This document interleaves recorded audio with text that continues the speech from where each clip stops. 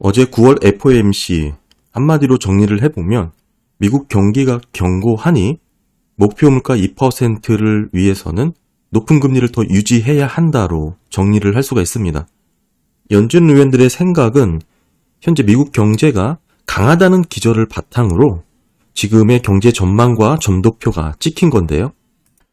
간단하게 정리를 해보면 23년 기준금리, 정책금리는 0.25% 인상, 여지를 남겨뒀죠. 큰 의미는 없습니다. 굵직하게 변화로 살펴볼 수 있는 건 24년, 25년인데요. 24년 중간값이 50bp 인하하는 것으로 점도표가 조정이 된 것이고 25년은 24년 수준에서 100bp 인하하는 것으로 잡혔습니다. 크게 달라진 것은 24년 점도표입니다.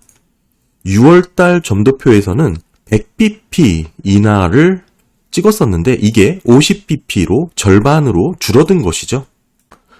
그리고 더 중요하게 들여다봐야 되는 게 롱텀 중립금리입니다. 6월 기준으로 17명 중 10명이 2.5% 또는 그 이하를 찍었죠. 그런데 이번 9월 달에는 1명이 늘어났습니다. 총 18명 중 11명이 2.5%나 그 이하를 찍었습니다. 결론적으로 말씀을 드리면 오히려 1명이 늘어난 것이죠. 2.5를 찍었던 게 6월달에는 7명이었는데 9월달에는 8명이 된 것입니다. 늘어난 의원 1명이 결국에는 2.5%에 더 찍은 거라고 볼 수가 있고요. 다만 중립금리가 높아져야 한다는 의견 중에서 극단적으로 상향 조정된 것을 볼 수가 있는데 보시면 여기 2명이 더 높은 곳으로 찍은 것을 확인할 수가 있죠. 근데 중요한 것은 다수의 의견이 중요하니까 오히려 11명의 의원이 이렇게 중립금리를 2.5%로 찍었다는 것에 큰 의미가 있다고 봅니다. 크게 걱정할 부분은 다소 사라진 것으로 해석을 할 수가 있고요. 어제 FOMC의 해석은 결국 국채금리의 변화를 보는 게 정확하다고 생각합니다. 2년 채권 수익률은 1.34%고요. 10년물 같은 경우 1.98% 올랐습니다. 결국 장기금리가 더 반응을 한 것이죠. 이 뜻은 현재 미국 경기가 경기 침체 없이 경제활동이 견고하게 이어나갈 것이다 라는 부분에 더 반응을 한 것으로 해석할 수가 있고요. 결국 이 부분입니다. 경제 전망 요약 보시게 되면 올해 성장률 전망치가 1%에서 2.1%로 상향 조정이 된 것이죠. 뿐만 아니라 실업률도 이전 전망보다 더 낮아졌습니다. 그리고 내년에 높아진다고 하더라도 4.1% 수준에 그친 것으로 집계가 된 거고요. 결국 연준의 기저에는 미국의 강한 모습을 전망하고 있다는 것을 확인할 수가 있습니다. 따라서 이게 현재의 시장이 생각하는 금리 레벨입니다. 즉 미국의 확장 국면의 경기를 전망하기 때문에 지금의 10년물 금리가 4.4%에 찍히게 된 것이고요. 그렇다면 우리 또한 이대로 전망한다면 투자할 이유가 없겠죠. 언제나 시장과 다른 뷰에서 수익이 발생하는 겁니다. 그렇다면 앞으로는 저는 이 부분이 핵심이 될 거라고 보고 있습니다. 바로 미국 경기가 약해지는 부분, 예를 들면 GDP의 급락이라든지 소비의 위축. 사실 GDP가 소비 비중이 크기 때문에 소비 여력이 결국 GDP와 연결이 되죠. 한마디로 연준의 생각대로 시나리오대로 흘러갈 수 있는지 여부는 결국 앞으로 이어질 소비 여력에 달려있다 이렇게 보고 있고요. 이렇게 경제 전망을 한 부분과 점도표를 찍은 부분들 의미가 있다고 볼 수는 있지만 정작 중요한 것은 어제 파월 의장의 워딩에 있었습니다. 여러 가지 힌트를 얻을 수 있는 내용들이 많았는데요. 중요한 답변에는 결국 불확실하다라는 모호한 답변으로 일관을 했습니다. 특히 이제 가계와 기업, 민간에서의 신용 환경에 대한 부분을 불확실하다라고 얼버무렸는데요. 한마디로 긴축된 금융 환경에서 경제활동이라든지 고용, 소비 둔화에 대한 부분에 있어서 잘 모르겠다는 모호한 답변을 한 것입니다. 직접적으로 질문을 하게 되죠. 경기 침체에 대한 부분은 어떻게 생각하냐? 답변은 노라고 했지만 그 뒤에 나온 말이 더 의미심장합니다. 연착륙은 기본 시나리오가 아니다라고 언급을 한 것이죠. 상당히 중요한 워딩이기 때문에 질문부터 살펴봐야 되는데, 질문이 이렇습니다. 연착륙이 연준이 전망하는 기본 시나리오냐라는 질문에 아니다라고 대답을 한 것이죠. 그러면서 연착륙은 우리가 이루고자 하는 종착점이다라고 답변을 했습니다. 즉, 연착륙은 연준이 지금까지 달성하려고 노력하는 것이지, 더 중요한 것은 물가를 낮추는 것이다 라는 것에 의미가 있습니다. 그러면서 통화정책이 주요 목표라고 강조를 한 것이죠. 다른 말로 설명을 해드리면, 극단적으로 해석을 하자면 이렇습니다. 결국 물가 2%를 유지하기 위해서는 연착륙을 포기할 수 있다는 뜻이기도 합니다. 구조적인 변화 측면에서 중요하게 생각하는 저의 입장에서 본다면 매우 파월의 대답은 희망적인 부분이라고 생각을 하고요. 점도표가 어떻고 중립금리가 어떻고 보다 더 중요한 워딩이었다고 생각을 합니다. 그러니까 한마디로 파월은 지금 이미 알고 있는 것입니다. 고통 없이 인플레이션을 잡는 방법은 없을 수 있다라는 그런 부분을 고민하지 않았을까, 저는 개인적인 생각을 갖고 있고요. 결국 종합해보면 미국 경제가 약해지는 데이터가 나온다면, 다시 말해 소비가 꺾이는 모습이 잡힌다면 지금의 점도표는 의미가 퇴색될 것이고요. 오히려 연준 의원들의 기본 시나리오가 급격하게 바뀔 것입니다. 경기를 잘못 판단하는 대표적인 상황은 이렇습니다. 고금리 상황에서 버티는 경기인 것인지 아니면 구조적인 성장이 일어나는 것인지, 이거에 대한 방향성이 중요한데요. 저는 전자라고 생각을 하는 것이고요. 버틴다는 의미는 한마디로 시간이 지날수록 무너지게 되는 것이죠. 반면 구조적인 성장이라면 시간이 지날수록 확장하는 것입니다. 전혀 방향이 다른 것입니다. 보시면 연준도 GDP가 23년 2.1%를 기록 후 24년 감소하는 것으로 나왔죠. 1.5. 그 다음에 25, 26년은 롱텀으로 1.8% 성장을 이어가는 것으로 전망을 하고 있습니다. 결국 24년에 경기 둔화에 대한 부분은 우려를 하고 있다는 의미로 볼 수가 있고요. 다만 그 강도가 생각만큼 침체를 일으키거나 그렇게 불가피한 소비 둔화가 확장되는 그런 모습은 아닌 것으로 해석을 하고 있는 것이죠. 경제가 좋다 나쁘다 한마디로 설명할 수 있는 게 바로 GDP인데요. GDP 성장률에 있어서 함께 봐야 하는 게 GDI입니다. 제가 지난 영상에 따로 올린 게 있으니까 꼭 한번 보시길 바라고요.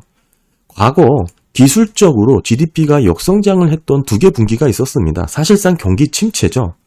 22년 1분기, 2분기 마이너스 GDP가 잡혔는데요. 당시만 하더라도 오히려 GDI는 마이너스가 아니고 플러스였다라는 이유로 경기 침체가 아니고 괜찮다라고 평가를 했던 게 시장입니다. 그런데 지금은 상황이 반대죠. 지금은 GDI가 오히려 연속해서 마이너스로 잡히고 있습니다. GDP와 GDI가 이렇게 상반된 모습을 나타냈을 때 대부분 경기 침체가 임박했고요. 지금도 크게 상황이 다르지 않습니다.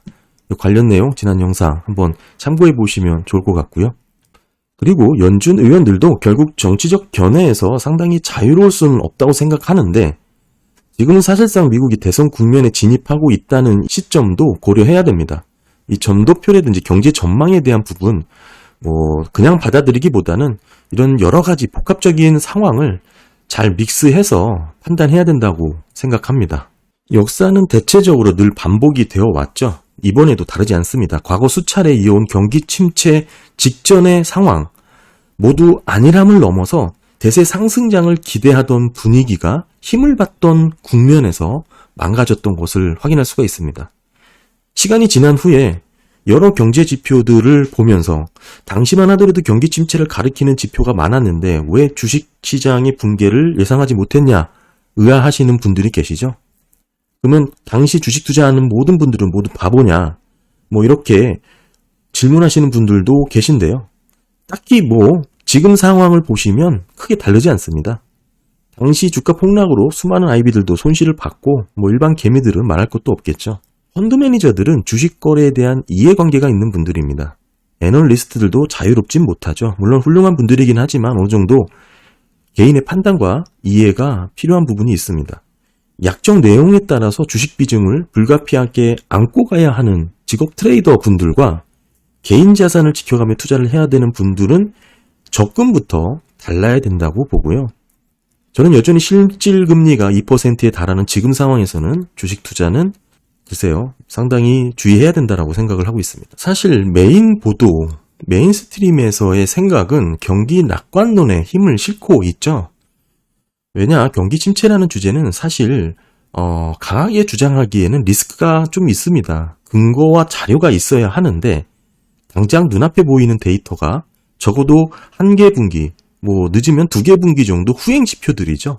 대표적인 게 GDP, 실업률이 그렇습니다.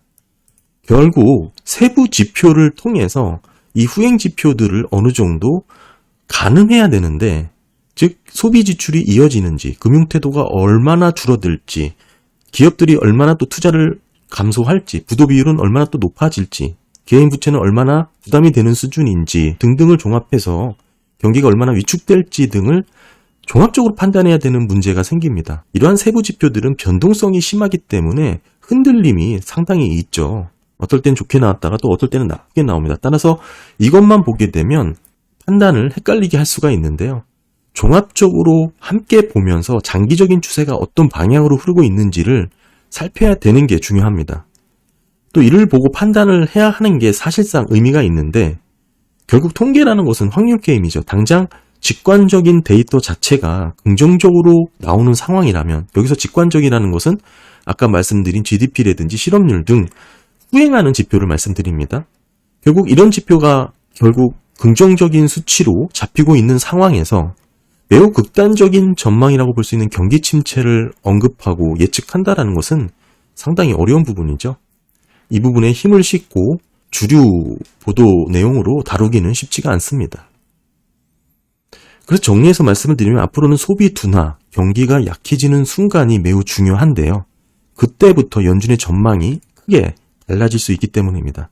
따라서 신용 소비가 얼마나 위축될지 중요하게 살펴봐야 됩니다. 결국에는 초과저축이 고갈이 되고 있는 상황이기 때문에 신용 여부, 대출 여부의 가능성을 따져보는 게 필요한데요. 뉴욕 연은에 지금 조사된 자료가 있습니다.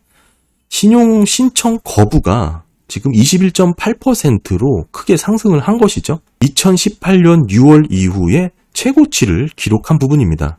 한마디로 대출을, 신용을 신청을 했는데 거부를 당한 높아졌다라는 것입니다. 게다가 이 연령층은 전 연령층에 걸쳐서 광범위하게 나타났고, 특히 신용 점수가 680점 미만, 즉 신용이 나쁜 사람들이겠죠. 이분들에게서 더 많이 높아진 것으로 나타났습니다.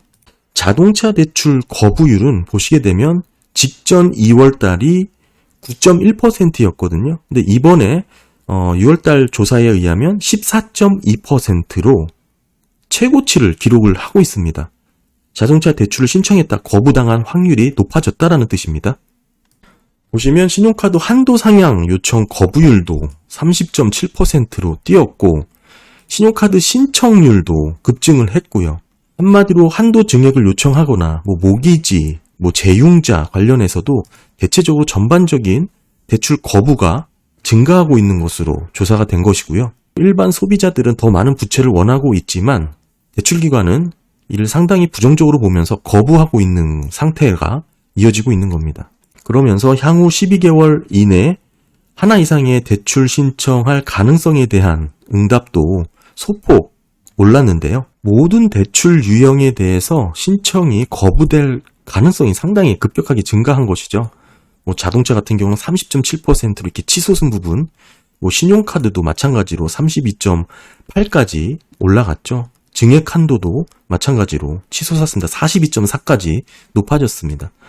더 심각한 건 주택담보대출인데 이게 46.1까지 높아진 거고, 재융자, 주택담보대출을 다시 융자하는 부분도 29.6까지 상승을 했습니다. 증가를 한 것이죠.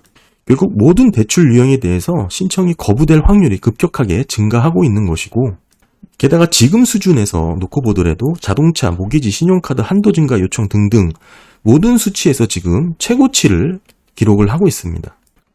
저축이 없고 초과저축액이 고갈됐으면서 결국 신용카드, 부채를 통해서 소비를 이어오는 이런 상황이 구조적으로 가능할지 상당히 의문이죠. 게다가 신용카드 이자율은 21%에 달합니다. 이런 상태에서 민간 소비 지출이 계속적으로 이어진다라고 보기는 상당히 어렵습니다.